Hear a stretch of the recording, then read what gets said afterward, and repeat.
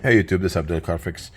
This is a 2016 Chevy Express 4.8 liter engine. We're doing thermostat, radiator. We did the radiator already. We decided to do thermostat since we're right there, easy to get to. You don't have to take all that stuff to do the thermostat in the future. So guys, one thing I noticed, make sure you do this. If you're doing this job, do you see that slot? I'll show you on my finger. That slot where my finger is, right there. You see that little edge? Make sure thermostat, the new thermostat has that little edge.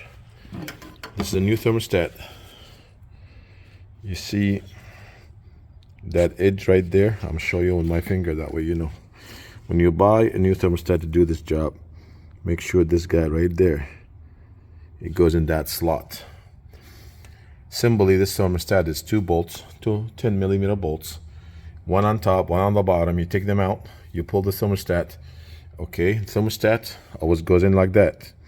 But make sure install this on the housing first, and then stick it in the thermostat in the hole there. Because if you don't, you might have issue getting this spot aligned, because there's no spot on the block. If you look at the block where it goes, right there, I'll show you a closer look.